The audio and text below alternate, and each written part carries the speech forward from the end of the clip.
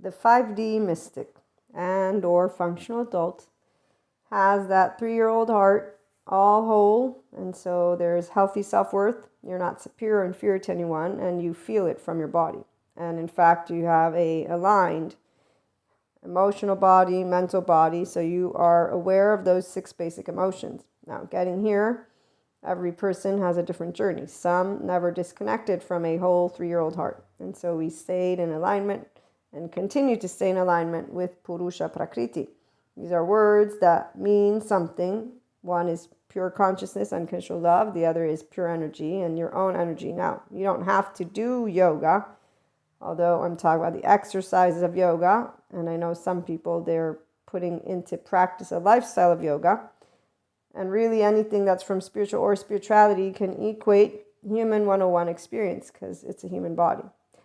And the only people who don't like to interchange subject matters are the same ones who are not yet functional adults. So they're not using left and right mode, and they're not refining their logic. It's rudimentary, which means they are reactive. Because when somebody comes to me as I'm speaking and wants to tell me that I'm confusing something, they're not aware that there's a human being who's speaking because of choices, of consciously choosing to bring words out of my mouth. Now, I personally understand when somebody does that, and I'm immediately in what is that right silence due to the fact that a 3-year-old wants the floor. And a grown-up won't do what a 3-year-old will do, emotional grown-up.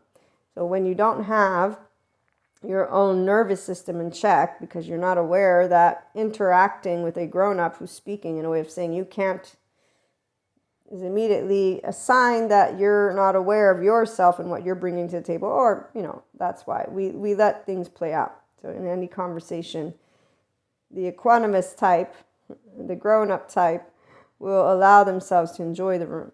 And here's where they won't be in hypervigilance, which is an important topic to note. Some people, they come to their healed 3-year-old from a different space, which is why it's going to be a little bit more challenging for them to actually maintain all friendships and all relationships. And we're going to get into that in a little bit.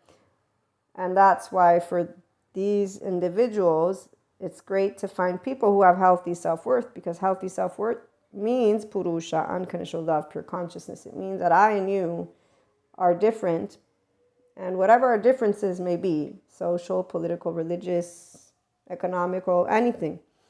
I'm a mystic. I read tarot, I do Akashic record readings, I'm a Reiki master. You know how many people in other types of, which I'm going to say from the Scarlet Letter times, they might meet me and be afraid of me, which I to this day find really odd, but I can understand it because I know the word and I can be intelligent and use my brain because I'm not going to be offended if they say something nasty to me or I'm polyamory. Lo and behold, what kind of words I get there.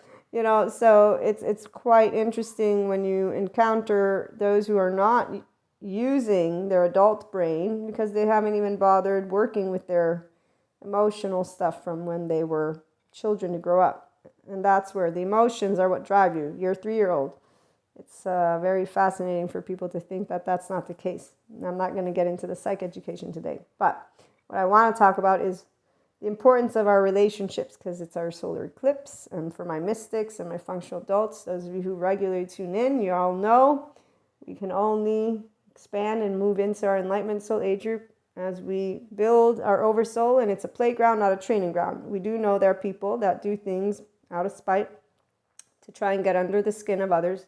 There are those who actually rejoice from suffering of other human beings. And it's not because of the devil or demons. It's actually unresolved trauma, childhood trauma, might add, their first 18 months of life, most likely. Who knows? There's so many equations, but what I know is that the human science people know how to answer those, while the 4D likes to talk about spiritual warfare, and 3D just likes to talk about, again, Scarlet Letter times. It's 2023. For me, anybody who's still living in the Middle Ages, I'm from America. I'm from America and Italy. I'm from those countries. And I live in cities and I have a master's. If that's what makes the difference, so be it. I don't think so. I'm pretty sure it's exposure. but also choices. So some people, they are completely off the grid, meaning they're not even watching YouTube because they're not allowed to. I'm not talking to those people. I'm talking to people who can get a hold of YouTube, obviously. So, okay, important topic. Patrick Tiahan, childhood trauma survivor, healed, and he's a licensed therapist and has an awesome community and talks very much about what it's like to be healed. So you don't just cancel somebody when you're healed. You actually have conversations and explain yourself, and then you try to talk sense into those people. Sometimes you need to, push them away for some time. That all depends. So the person who's on the healing journey with the good therapist will know what is best for them based on those emotional needs, but they're not going to be disrespectful about it. They don't project. I should use that word. That's better. So as he points out, hypervigilance, he's explaining in a short 3 ways it manifests itself for childhood trauma survivors, because they will have PTSD. So there's a number of ways that your flashbacks, your 3-year-old, and all areas that you felt helpless come up. I don't know it because I don't have that, but I've heard and I learn, and I keep getting trauma-informed and somatic-informed so that I can support any person, one that is a whole heart, but also a person who comes at a whole heart, to continue to understand why it's important to talk to each other versus what those who are in 4D, 3D, and separation consciousness do. I'm going to shame you. I'm going to blame you. I'm going to fault you. I'm going to revenge you. I'm going to be in a hypervigilant state with you without being aware of it. And no, your actual sympathetic doesn't block you from spirituality awakening. You need it for something. And what you really want to do is learn how to understand your own nervous system. So when you're charged and when you're in this hypervigilance or sympathetic. Okay, so his examples were when everything's going well at work and feeling uneasy because I'm not used to it. And knowing that that comes from my living in a household where there was no ease. In a relationship, no drama. Very uncomfortable. Where's the drama? Okay, and so again, he's great. Look him up. He put up the short yesterday. So that's one. It's not something you will know of as something to look into if you don't understand that being uneasy when there's no drama means that your nervous system was used to drama.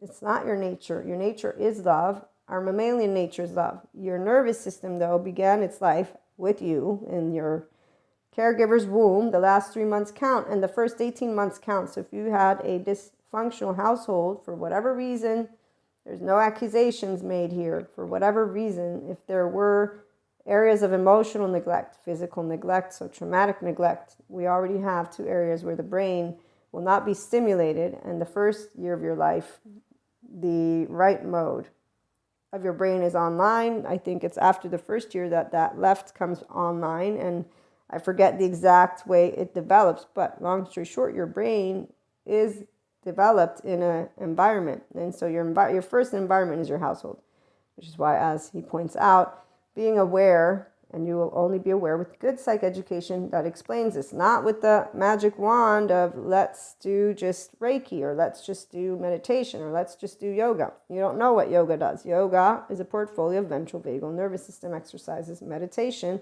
mindfulness, imagination, visualization. Besides the whole law of attraction, it allows you to start working your prefrontal cortex, maybe if you begin to engage it in relationships. So here, Sadhguru. If your joy and love are not enslaved to anyone, but you are joyful and loving by your own nature, then any kind of relationship will flourish. And that is the case for our 5D mystics and functional adults, which is why our oversoul, twin flames, soulmates, all of it, they're not on a time crunch. They're not like, 1 second relationship, 2 seconds relationship. That's somebody who needs to organize the relationships because of attachment. I want to be seen, soothed, safe, secure. I want to make sure you're going to be here all the time. Versus relationships are a bonus in life, and that's because we unconsciously love each other for who we are, how we are. The past can only be remembered. The present can only be experienced. The future has to be crafted. Sadhguru again. Well, to take 2 since I'm running out of time, but if you don't tune back in, your caring connections are supposed to always uplift you, share with you from the heart, not shame you, share with you direct communication, and that is what a caring connection. They will lead you always to something that is for the benefit of you and not tell you what to do. It's a parent, and if you're grown up, you don't have a parent. You're your own adult Some learn first to reparent themselves and then move into adulthood.